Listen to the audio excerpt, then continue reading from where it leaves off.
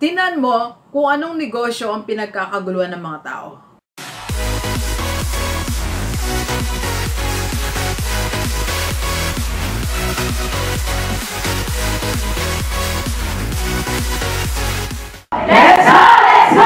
Positively Delivers, this is Dr. Gigi Disunga from Mike and James Project.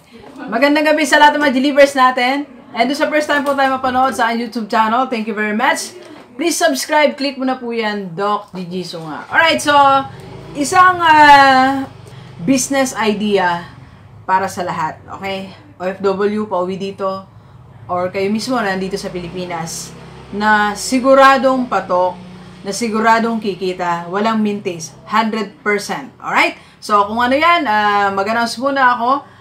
Announcement natin, January 20, nasa Taiwan po tayo. So, marami nang nagre-register. Maraming salamat. Yung 19 natin sa Kaohsiung City, medyo may mga work daw po sila.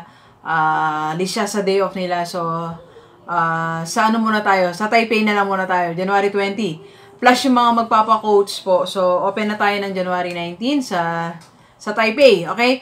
So, doon sa mga may alam po na place para makapag-seminar po ako. Wala pa po kasi akong exact place dyan. So, you can assist me. Tulungan niyo po ako, please. Na pwedeng venue kung saan ako magkakandak ng aking seminar good for at least 50 persons. Okay? And if you want extra income, so JCA Wellness, yan. JCA Wellness International. So, kontakin nyo lang po ako. I-refer ko kay Kila Sir. Kung gusto nyo mag-reseller ng product nila like soap and other products po. Okay? Naka-base po sila sa Hong Kong. And MJ7 and Unified Products and Services. Please message nyo ako. It's an additional income para sa family mo dito sa Pilipinas or kahit sa'yo. Okay? And meron pa ba? Front row. Yan. Front row. Okay. Ganito po. Sa lahat ng mga may gusto mag-start ng negosyo, wala kayong idea, di ba? Hindi nyo alam kung anong gagawin nyo. Hindi nyo alam kung anong negosyo ang inyong itatayo. Eto, napansin ko lang kanina. Galing kasi kaming abukay ng mga parents namin, nag-gift giving kami. And nung matapat kami doon sa kanto, kung saan ako po ay nagpapa-car wash ng kotse, na ako mismo talaga nagdadala ng kotse doon. At minsan, hindi tayo na-accommodate kasi puno.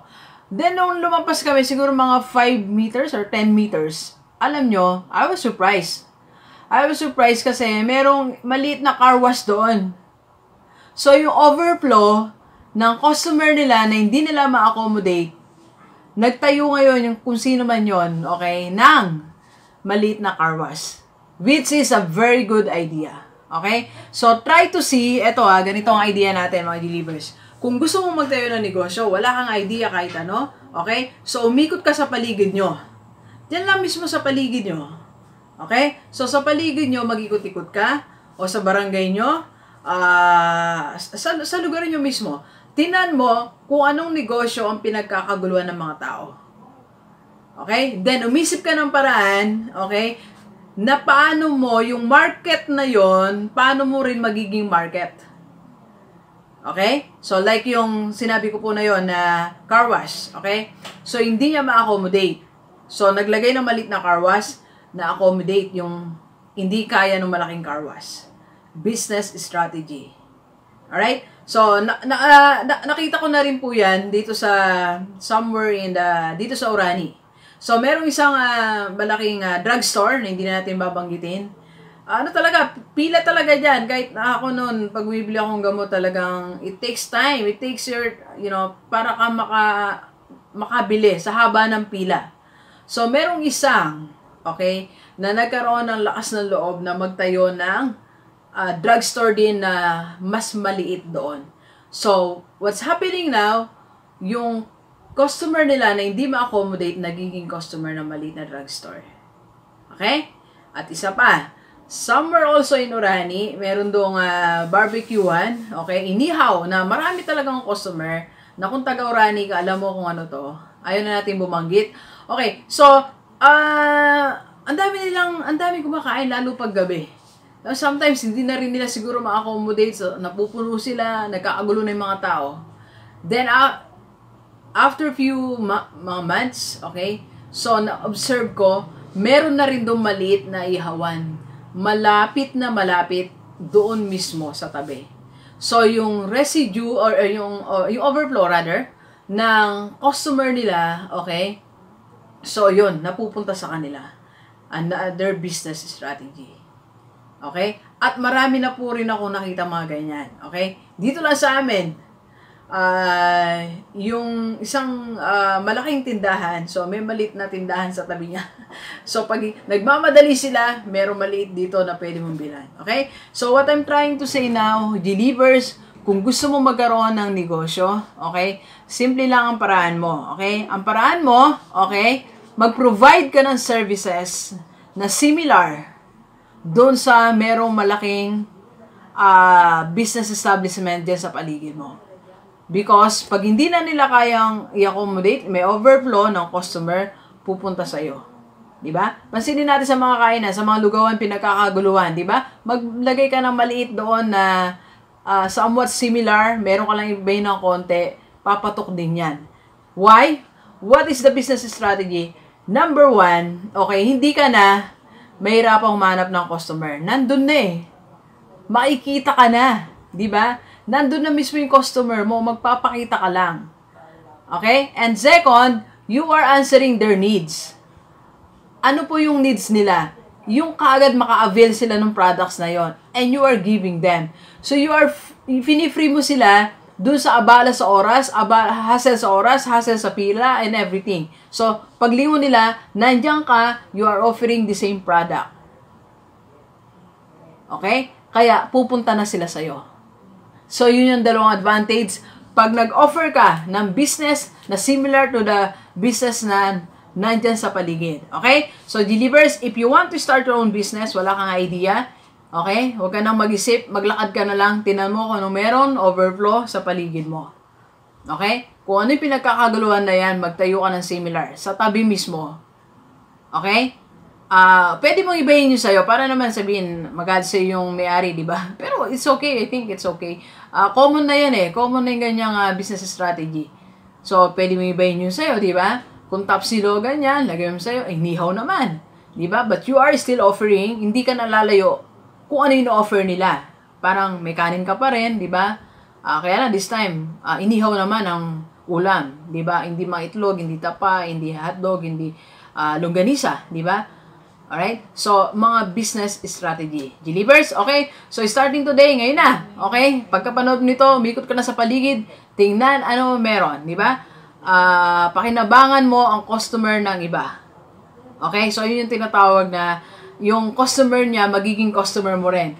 Actually, kahit na, eto lang tingin ko kasi one time nagaya yung classmate ko, kumain kami sa isang burger, something like that. Okay, so kumain kami. Then maya-maya, siyempre gusto namin mag-coffee, lumipat lang kami ng daan. Okay, so nandun na yung coffee shop. So ibig sabihin, yung customer niya, though you are offering different, okay, you are offering different products, pupunta pa rin sila sa'yo. Kasi you are complementing kung ano yung kailangan nila. Diba? Natapos silang kumain. Diba tayo gusto natin nagko-coffee? So, pupunta sila sa'yo. Okay? So, parang kanina kumain kami. Parang kulang, wala silang coffee. So, itinuturo nila ako doon sa katabi nila na may coffee. Okay? So, kung pinatulang ko yon, ako din magiging customer nung katabi nila. Okay? So, ulitin natin summarize natin mga delivers. If you want to have your own business, or if you want to start your own business this 2019, okay? Ang strategy mo ngayon 2019, okay, tumingin ka ng mga, okay, existing na mga negosyo. Then, tumabi ka, it's either you offer almost the same, or you will be offering different but complementing what they are needed. Okay? Complementing on what they need. Okay? So, kung kainan yan ng meal talaga, lunch or what, so ikaw naman, dessert station ka naman, di ba? So, panigurado, pagkayari nila kumain, tatakbo na sila sa'yo, di ba? So, hindi ka na nahirapang mag-market. Di ba? Hindi ka na nahirapan na magbayad ng someone to promote your place, to promote your yung business mo. So, meron ka na agad business kasi yung market niya, siyang market mo. Di ba? Sabi ko nga mga delivers, minsan strategy lang talaga ang buhay, di ba? You just have to strategize para magtagumpay tayo sa buhay. Okay? So, isa na namang business strategy this 2019 para sigurado malaki ang kita mo. Doc G, paano natiyak malaki ang kita mo? Yes, kasi yung market na meron ka, sure buyer. Customer na sigurado may pera kaya nagpunta dyan at gusto nila masiyahan. Di ba? So, go ka na for this strategy, business strategy.